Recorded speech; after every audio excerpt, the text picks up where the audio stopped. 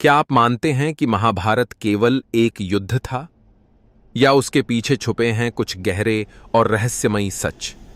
क्या होगा अगर कोई आज का इंसान उस समय में पहुंच जाए जहां कृष्ण और महाभारत के योद्धा खुद युद्ध के लिए तैयार हो रहे हों?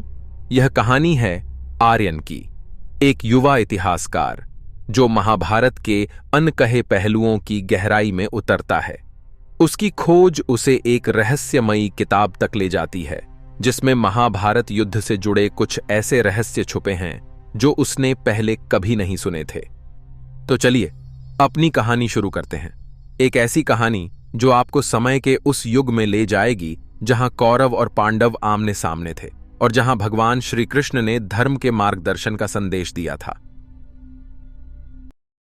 आज के समय में एक युवा इतिहासकार आर्यन महाभारत के बारे में गहरे शोध में व्यस्त था। उसकी दिलचस्पी उस समय के अनकहे रहस्यों में थी। वह जानता था कि महाभारत सिर्फ युद्ध नहीं था, बल्कि इसके पीछे एक गहरी साजिश छिपी हुई थी। एक दिन उसे एक पुरानी पुस्तक मिली जिसमें महाभारत के युद्ध के बारे में कुछ अलग ही बातें लिखी थीं।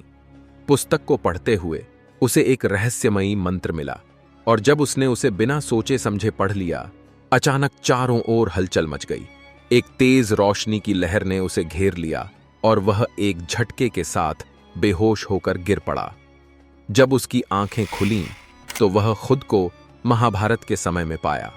वह हस्तिनापुर के राजमहल में था और चारों ओर युद्ध की तैयारियां हो रही थीं। आर्यन शॉक्ड था, लेकिन उसने तुरंत समझ लिया कि उसे यहां किसी उद्देश्य से भेजा गया है। वह यह सोच रहा था कि यह सब किसी सपने जैसा है या यह सचमुच टाइम ट्रैवल था, लेकिन वह जल्दी ही महसूस करता है कि उसे एक बड़ी जिम्मेदारी निभानी है। राजमहल में घुसते ही उसकी मुलाकात भगवान श्री कृष्ण से होती है। कृष्ण की आंखों में एक रहस्य छिपा हुआ था। तुम यहां समय से बाहर आए हो आर्यन। तुम्हारी यात्रा महाभारत को बदलने के लिए नहीं, बल्कि उसे एक सच्ची दिशा में लाने के लिए है।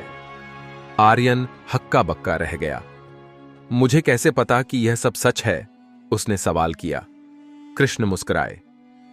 तुम्हारे मन में सवालों की लहरें हैं, लेकिन सच यह है कि तुम्हारे पास एक अदृश्य शक्ति को रोकने का मौका है।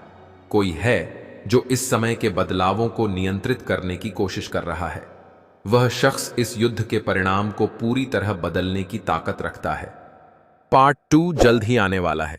अगर आपको यह कहानी पसंद आई हो तो चैनल को लाइक करें और हमारे चैनल को सब्सक्राइब करना ना भूलें।